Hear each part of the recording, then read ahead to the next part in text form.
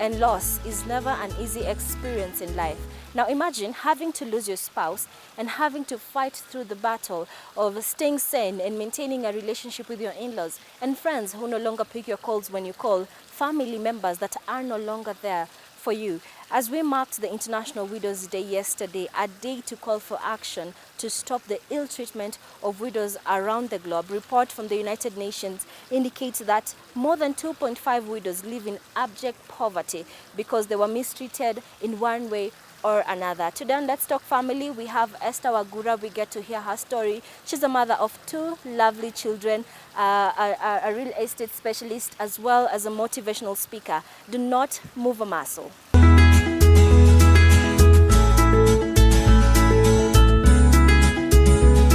Thank you so much, Esther, for agreeing to be part of Let's Talk Family tonight and to share your journey and experience with the loss and grief. But before we get into that, how are you doing during this time? It's a tough time everywhere. How are you doing at work and you personally? Thank you so much, Faith, for that question and a concern. And indeed, during this COVID period, it has not been easy for every one of us. It has been tough, but I thank God. His grace has been sufficient. We have not lacked. And He has been providing through His own ways. And business-wise, this COVID really hit every industry, especially. And we are not an exceptional because we are in real estate industry. But we cannot complain much. The last few weeks, we have seen things now shaping up. And we can see things coming back to normalcy, and we are hopeful that very soon, we will be back to where we are. So what I would request my viewers outside there, I'm in real estate industry. My work is to give people homes, the affordable homes. So if you're outside there and you need a home, affordable home that you can afford, mpaka na nyumba za 1.1 million. Our houses goes for 4.95 to around 7.5 million, the ready house, and they are located at Kenyatta Road. So anyone viewing me, can you support me? Support me. When you support me, you support those 2 kids wasikose mkate. Sure. So if you're outside there and viewing me and you are in need of a house, kindly contact me. We have a product for you. Loss and grief is not something we overcome easily. Sure. Yeah. Now, I understand you lost your spouse in 2015. Yeah. How was it for you at that time when you received the news that he was no more? In fact, Faith, I didn't receive the news from somebody else. It is me personally who went to the hospital because he was admitted. And the previous night before now he's passing on, I left in a very, very bad situation, but I was trusting God because my mind was not prepared for his death. I was really trusting God, despite I knew it was cancer and it had graduated so much. I was not prepared. I could see God doing a miracle. So the following morning, I remember we went with 2 ladies from my church and my sister. So we went, he was at KNH, and we went directly to the ward. And when we went to the ward, so what shocked me most when I entered the ward, I didn't find him in his bed where I had left him. So I went to the nurse's office, and when I went there, definitely even the environment could tell you that something was wrong. So finally, they gave me the bad news, and I went and confirmed indeed he was normal. So it wasn't easy because all along I had gone through a very, very, very difficult period, but I was really staying strong and looking strong because I had kids to protect. I had, everything was on my shoulder. It was not an easy moment. I remember I was taken to a certain office. Now we went together with my sister and the ladies that had accompanied me. Then the colleagues came. They found us just crying, shedding tears. It was not a good situation. But I had to compose myself, and because I could not reverse anything. So after a while, we composed ourselves. My bishop came, and I was accompanied home. So it wasn't easy because what really hit me hard, I didn't know how to break the news to my kids. That is the first thing. In fact, I remember shouting, what will I tell my kids? Because they were young. They could not comprehend. But when we went home, I went with my bishop and those women, and they could not understand. I cannot remember a time when we sat down and told them that this happened because they were too young. But later I was able now to take them through. Though until today, especially my last born, it has not really entered his mind what happened. But as he grows up, I believe he'll be able to understand. Do they still ask questions like, where is daddy? My girl came and asked me a very, very sensitive and a painful question. And Shekina asked, Mom, si unatuambiaga Mungu anatupenda? And I told her, yes. Kwa nini hakubeba baba Chris, lakini akabeba baba angu? That question really struck me unaware. And instead of now handling the question and taking a child through and answering her in the right way, I found myself breaking. In fact, I left her in a bedroom. And I was not able to tell my kid anything because, the pain came again afresh. And I could tell there is something that it triggered her because she was praying outside. So there must be something that happened when they were praying with other kids that it triggered her to, why did my dad go? And, so it is not easy, Faith, because one, you are still mourning. It is a transition. Nobody take care of you emotionally after that. So you find you carry a lot of things and you try to balance a lot of things, being the only person, and you're expected to. But by God's grace, you have been able gradually to take them through. And as they also grow, they also understand things, because sometimes, like my last born, he was too young even to understand anything. Because I remember even when we were viewing the body, I remember my boy came to view the body, and I remember my son shouting. To him, the dad was not dead, so he was shouting, "Dad, amka." That one shows that he doesn't understand what was death by then. Allow me to still take us back to 2015, after you realized that your spouse is no more. For most people, it is a stage. The acceptance stage is a process. You're first in denial and all that. But even as you're trying to process the whole news, you have to plan for the burial and ensure that everything is in order. How was it for you? After now we left the hospital, I remember even the ladies that we went home with, they sat me down and told me, despite Esther, you're going through a very painful process or a painful moment. It is time now to stand strong now, because everybody is looking at you. Any preparation, call it anything that is needed, it is you. So I had to compose myself as much as I'm mourning, but I really composed myself, and I was able to handle and direct people, wherever I was needed, I was there. And I looked strong until the burial was over. In fact, what hit me most now is after the burial. Yeah. And everyone has left. Yes. Now after the burial, and you got hit hard, as you've mentioned.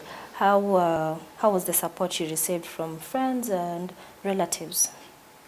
That question is a bit I don't know whether I will say it technical, but what I can say, because of maybe the previous history even before his death, because of what we had gone through, most of my family had kept off.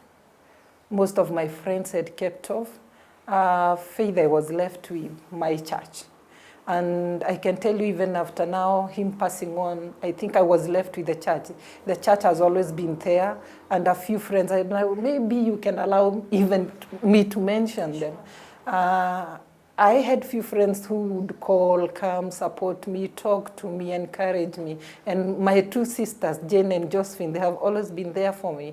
I had a relative who have always been there with the family, Baba Faith and the family. They have really helped me, and especially the part of the kids.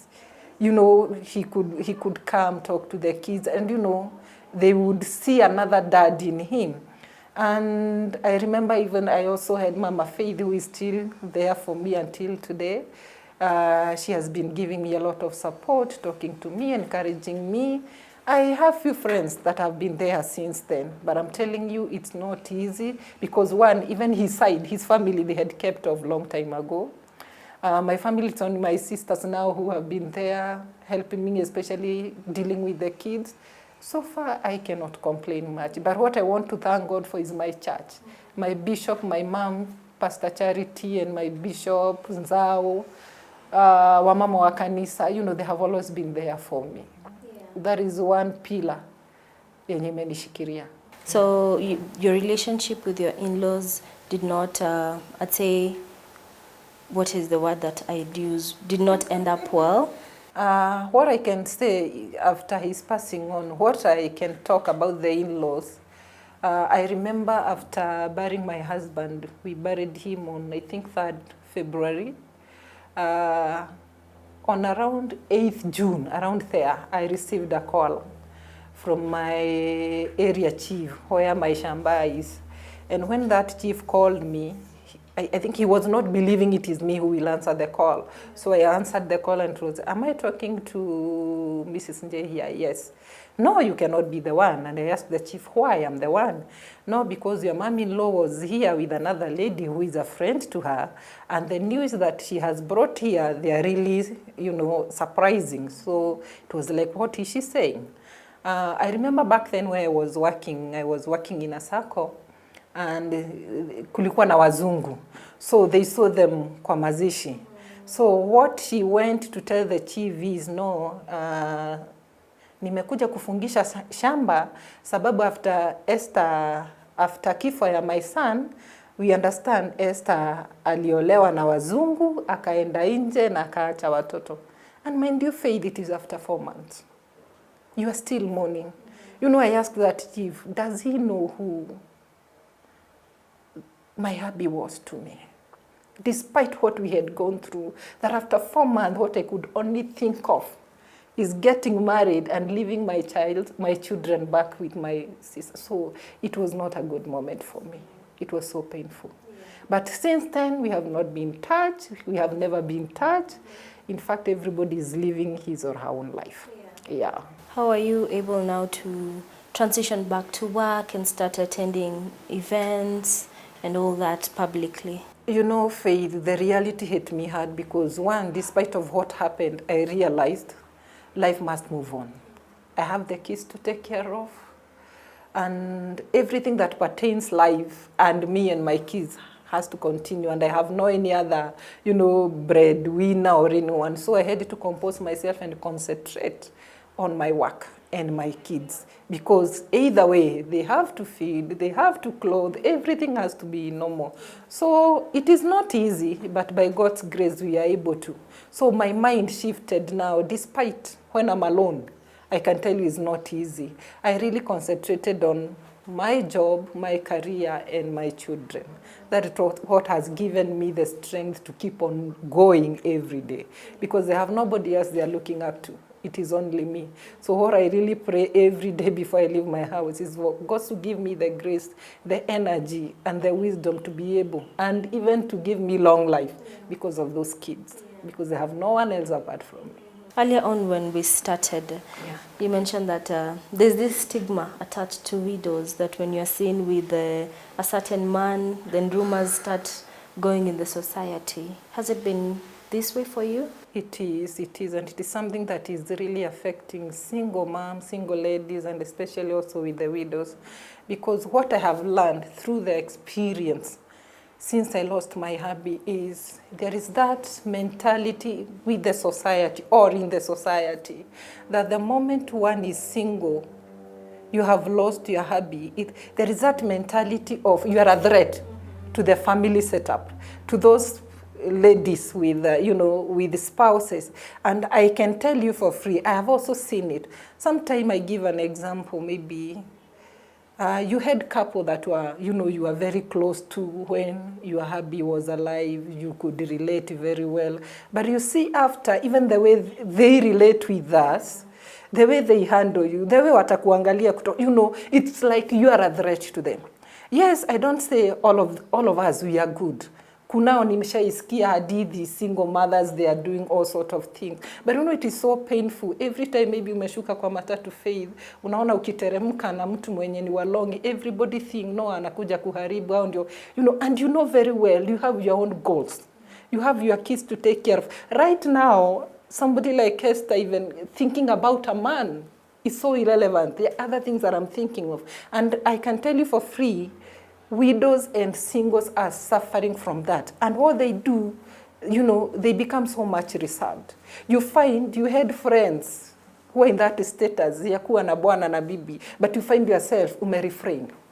Not, you know, that you have purpose to, but because you don't want a lot of things, you want to stay your own life. You don't want to be associated with things that you don't do. You find it happening even with your family, your relatives. Umekuja kutembelewa na mtu ni bwana ni relative yako, but it is a he. Amekuja kutembea, after a few days unasikia stories. You know, it is so painful. So what you do, you find a lot of single ladies, either they go with their status when you're singles or when you're widow, or it is very hard to see us now mingling and interacting with another status, because you want to avoid a lot of things and you want to, you know, to have that peace, but it is not doing us any good, because we also need that love. Like now the kids, if I give an example like my kids, ni watoto wa wazazi wawili. It is different from a kid who have been brought up by a single parent. My kids, they have to both parents. So to them, that father figure in them, still, it is lacking. It is not like a child who has been brought by a single mother. That one doesn't bother him or her. But the kids that have been brought up by two parents, then one is normal. There is that gap. You know, you will see it. You can tell it. Sometime I have heard people say, kwa nini uoleke, you have a job, blah, blah, blah. But you know, sometimes it is not about job. It is about sometimes what is missing that you see your kids need. But you see, instead of maybe those people that you have maybe in the society, in your family, in your church, to come and help you deal with the kids, maybe tuseme mzee wa church amekuja nimemwambia shika watoto wangu uende na, I cannot do that because I'm avoiding a lot of allegation, because everybody who sees you, it's like, hey, niliwaona na nani, niwaona siku kadhaa wakitembea. So you see, it keep us off. There are a lot of things that single ladies are suffering. And unakuta, you know, they retrieve back. They don't want to be associated with anyone. Ukienda church, you want to, church ikisha, umeenda, umetoka. You don't want even to socialize with them. So that is something that is really affecting the single moms and widows. And you know, we also feel we need to be blessed. Not everybody who has those negative minds that our purpose, me, I was in a marriage, godly marriage, ya kanisa. So there are things I will never do. The fear of God that is in me cannot allow me to. So despite kuna wanafanyanga hivyo, please, I really request the society to embrace us, because we are really suffering. I'm so sorry about all that, because it's sad that we shouldn't stigmatize people just because of their life stories and what they are going through. Now, looking back at how you've come, the pain you have experienced, the stigmatization, the relationships that were lost, and where you are right now, what can you say about the journey that has been? I can tell you for Faith, the journey has not been easy. And I realize I have never healed. What I do is putting on a mask that is not me. And every time people see Esther outside there, they see Esther that they admire.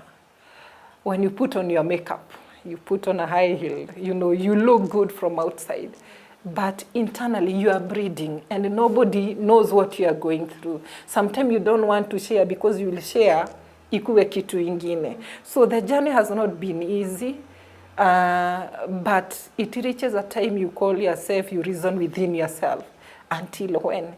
You need to move on. But I'm telling you that moving on is not easy unless God give you people that will help you move on. it is never easy. It is a transition. What I can tell you, it is a transition.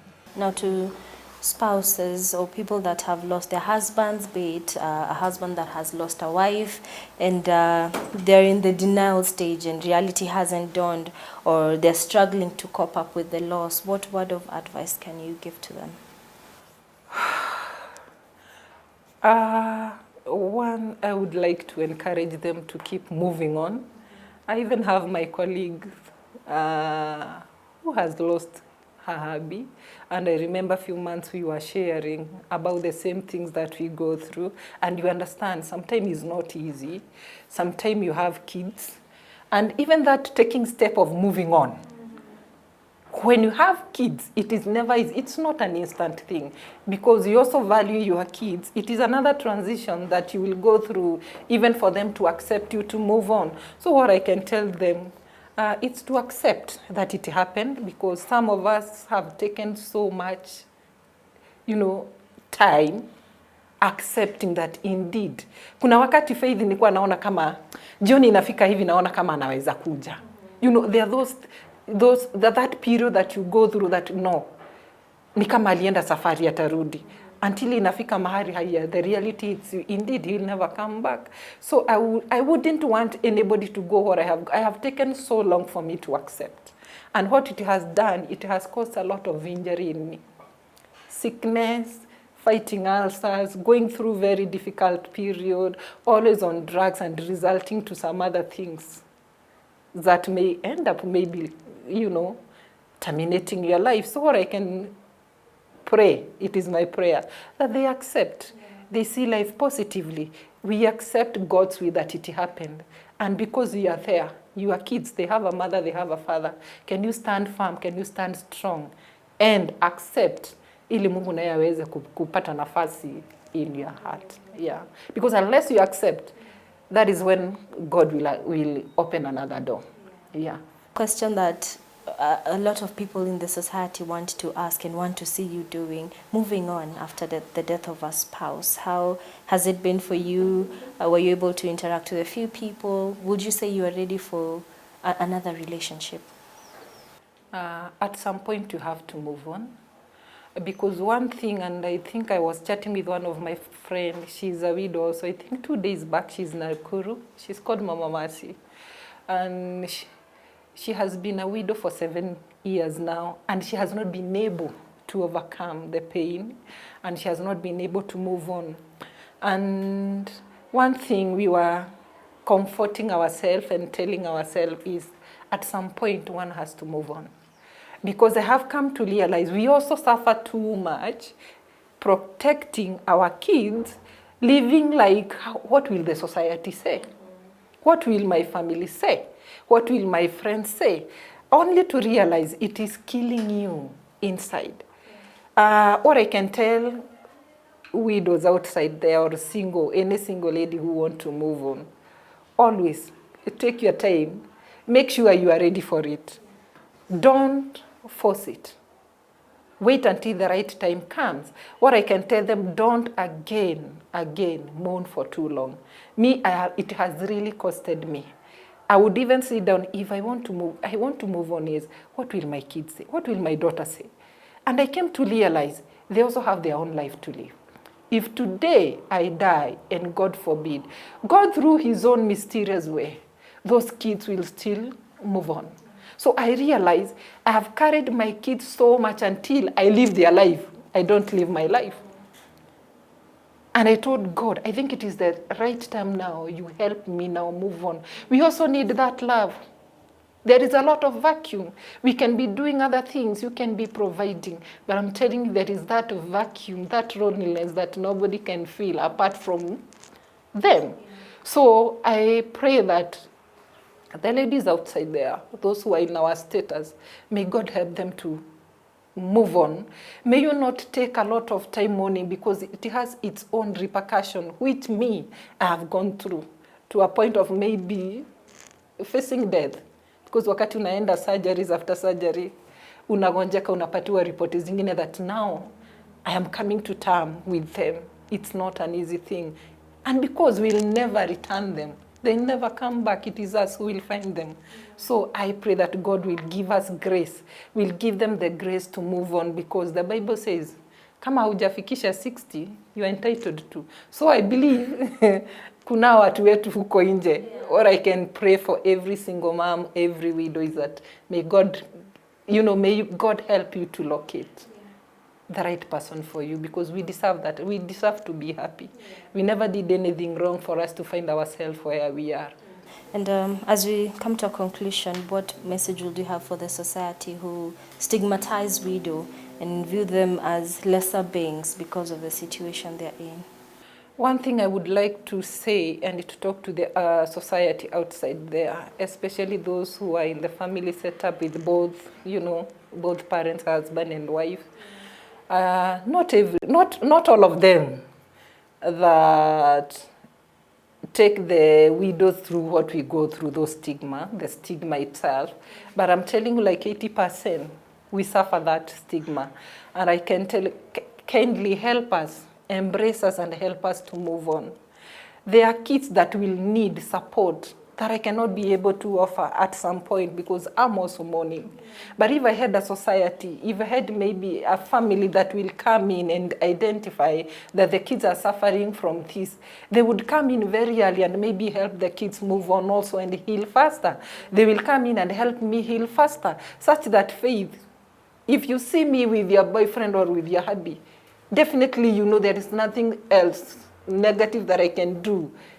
He's just there to help me heal, to help my kids, overcome the pain. So I would pray the society to embrace us, watupende. Not everybody is out there to break the marriages. Some of us, we made a covenant with God, and the fear we carry cannot allow us to do anything contrary to the word of God. We will wait until the right time ya Mungu kukuja. So that is my request, because widows are really suffering. They don't have a shoulder to cry on. They don't have anybody to embrace them and tell them, no, kuna Mungu, can you move on? And even, help us pray and help us show us the way. How can I stand again?